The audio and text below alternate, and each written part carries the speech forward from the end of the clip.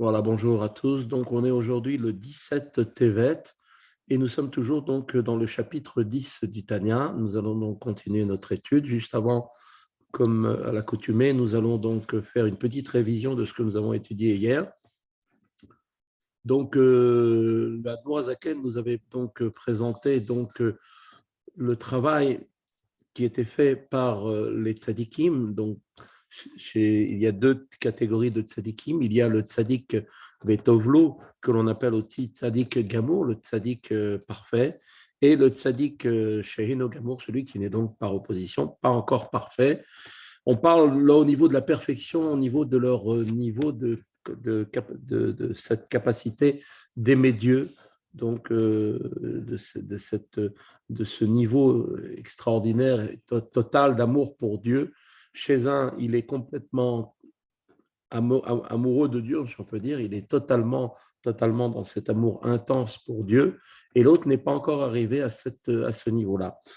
Alors, ensuite, on les appelle aussi Tzadik Tovlo et Tzadik Veralo. Et on a compris que Tovlo, en fait, c'est-à-dire que chez lui, le bien est complètement transformé, c'est-à-dire le mal a été complètement transformé au bien, qu'il ne reste absolument aucun résidu de ce mal au niveau même, combien même si c'était au niveau simplement d'un pourcentage infime de mal, chez lui, le mal a été complètement transformé en bien.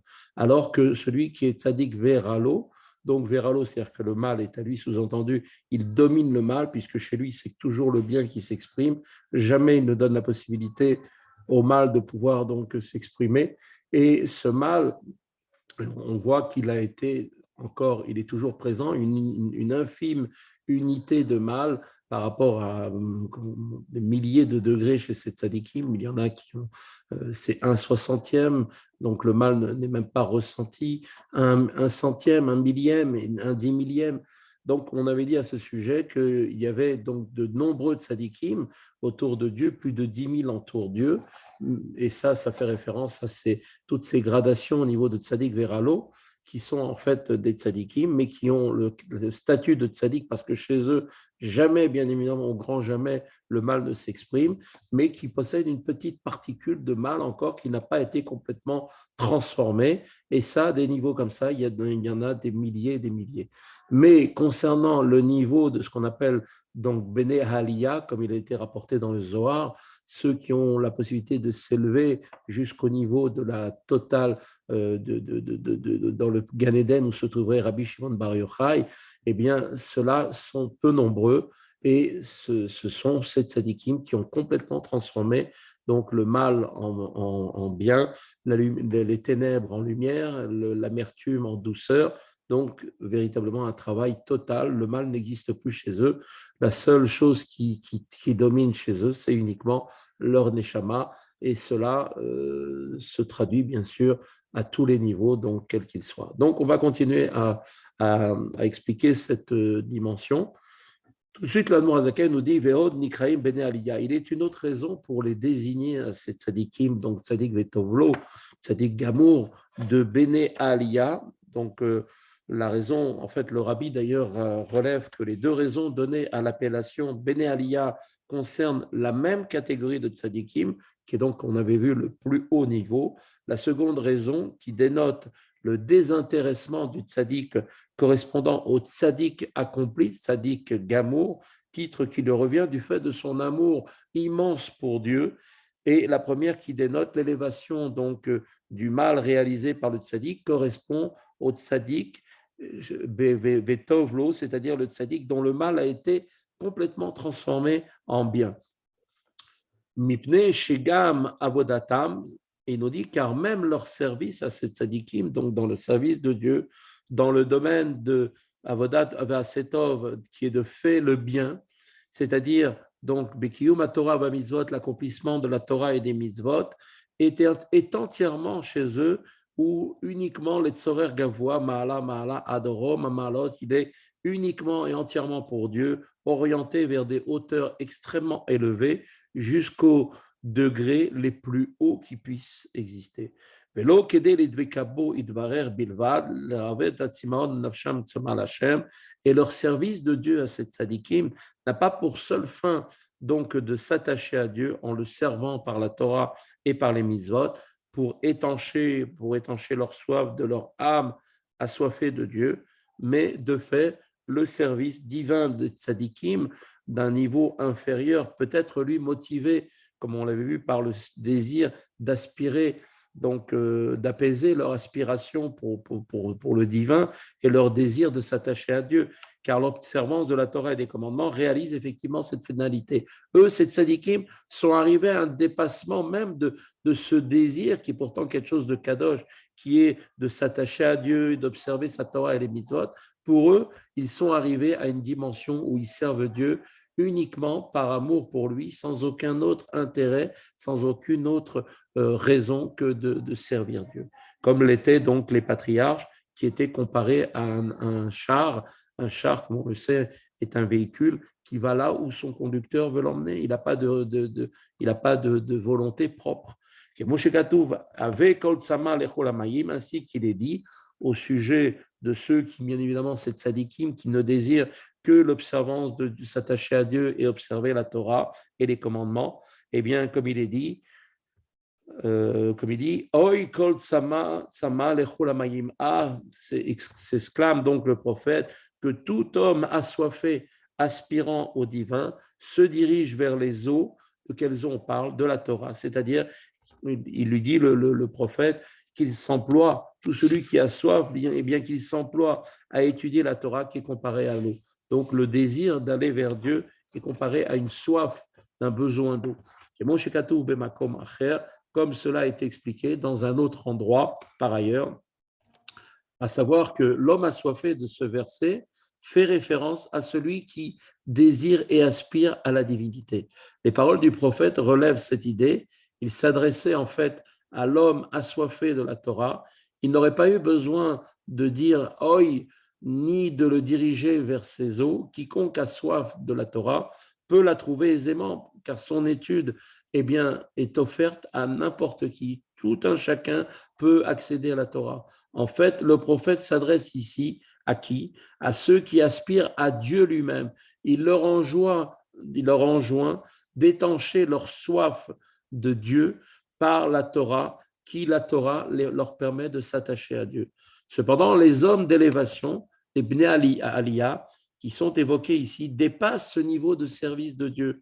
Lorsqu'ils étudient, eux, la Torah ou accomplissent les commandements, ils ne cherchent pas simplement à étancher leur propre soif de Dieu, car un tel service exprime encore une certaine forme, bien qu'elle soit un petit peu subtile, d'une forme d'égoïsme, c'est-à-dire dirigée vers soi, dès lors qu'il est motivé par le désir d'obtenir un certain bénéfice spirituel, qui est celui de l'extase éprouvée par la proximité avec le divin.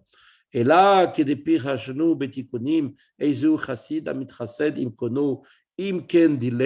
plutôt leur service de Dieu à ces tzadikim, qui sont des tzadiks parfaits, se définit comme ce qui est expliqué dans les Tikkuné Zohar, à l'introduction du Zohar là-bas, au sujet de la maxime de nos pères, donc Perkei Avot, il est dit là-bas, qu'est-ce qu'un homme pieux, un chassid? Et répond là-bas la Mishnah, celui qui est bienveillant, mitrased, avec son créateur, kono, celui qui est bienveillant avec son créateur.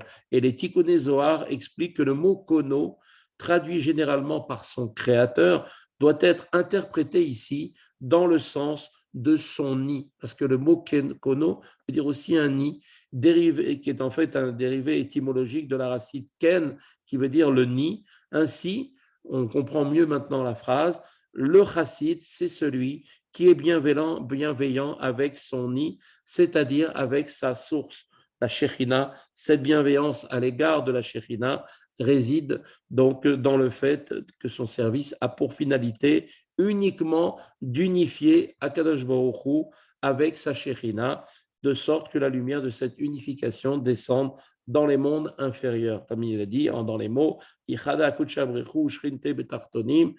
donc unifier la Shrina avec les mondes inférieurs. Et Moshe Katouf, comme il est dit, comme il est écrit d'ailleurs dans le Zohar, dans la partie de Reya Mehamna, section Tetsé, à la manière de qui, comment est l'amour de ce tzaddik, il est que bara d'ishtadel batarabouye veime derachim lon yetir migarme venavche vereveche venavche neshmate. En fait, il décrit en fait l'amour de cet tzaddikim à la manière d'un fils qui se donne du mal pour son père et pour sa mère, qu'il aime plus que lui-même, plus que ses propres nefesh ruach et neshama. Massa Garme les mita alayou, et qui est prêt à sacrifier sa vie s'il le faut pour eux, afin de les mifrakan, s'il est nécessaire, de les libérer, si c'était par exemple retenu en captivité, comme cela est expliqué par ailleurs. Tel est le service divin des hommes de Bnei Aliyah, ces hommes d'élévation. Il est la preuve d'un désintéressement parfait, d'une motivation dénuée de tout intérêt personnel. Leur unique désir est uniquement de réaliser les desseins divins et de dévoiler donc la divinité. Rabbi Shlomo Zalman va maintenant établir pour nous, à présent, que les deux interprétations de l'expression homme d'élévation, Bnei Aliyah, donc se rejoignent et sont donc complémentaires. Donc, il est en effet, nous dit donc un principe kabbalistique selon lequel l'élévation de ce qu'on appelle les eaux féminines, les man, maïm, nukvin, man initial de maïm, nukvin, littéralement les eaux féminines, provoque une descente des eaux masculines. Réciproquement, mad, initial de maïm, dochin, littéralement les eaux masculines. Ce principe est ici appliqué au service des hommes d'élévation, Bnei Aliyah, en transformant le mal en bien et en s'élevant vers la sainteté, ils apportent donc une élévation des eaux féminines, un pas qui se fait d'en bas, qui est en fait un premier aspect de leur service évoqué dans la première interprétation de l'expression Bnei Aliyah. C'est-à-dire qu'il provoque une élévation donc de ces eaux féminines qui sont en fait l'action faite par les créatures ici-bas. Donc, ils font une élévation, Bnei Aliyah, ils font monter ces eaux et ils provoquent donc automatiquement en réponse une descente des eaux masculines, c'est-à-dire une manifestation de la sainteté à travers chaque mitzvah qui est accomplie. Et c'est donc et c'est mu par cette noble intention que les hommes d'élévation servent Dieu. Les deux interprétations sont donc complémentaires puisque on voit bien que l'élévation des eaux féminines est la cause de la descente ensuite des eaux masculines, la réponse de la bénédiction divine. Ce que Rabbi Shlomo Zalman explique ainsi en utilisant les termes kabbalistiques longuement définis par la Chassidoute et qui seront ensuite éclaircis.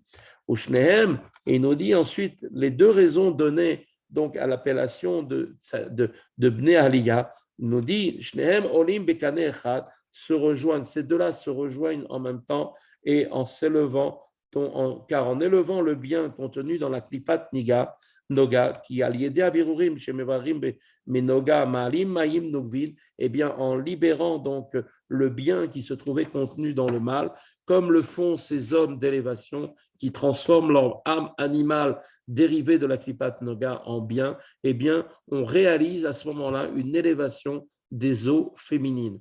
Et cela a pour objet, donc immédiatement, a pour conséquence de faire donc des unifications dans les mondes supérieurs, provoquant donc à ce moment-là la descente en réponse à ces eaux féminines, des eaux masculines qui descendent par des bénédictions dans ce monde. Chez M, Mimé Achasidim, chez Bechol Mitzvah ou Mitzvah, Meramach Mitzvot Aseh, chez Kulan En Bechidat Chasidim, ou Maïm Dochin. Et les eaux masculines, ce sont en fait les eaux de bonté qui coulent dans chacune des 248 mitzvot positives, qui sont toutes une forme de bonté et d'eau masculine. Daïno, c'est-à-dire Amshachat Kedushat Elokuto Idvarer Melmala Lemata, c'est-à-dire en fait, elles permettent de provoquer un dévoilement de la sainteté de Dieu du haut, c'est-à-dire des mondes supérieurs vers le bas, de sorte qu'elle, en fait, cette sainteté, la sainteté de Dieu, puisse se revêtir donc des royaumes inférieurs, c'est-à-dire que cette sainteté de Dieu se révèle dans le monde, dans notre monde physique, comme il sera expliqué par ailleurs. Les deux interprétations de l'expression homme d'élévation sont donc bien effectivement donc complémentaires.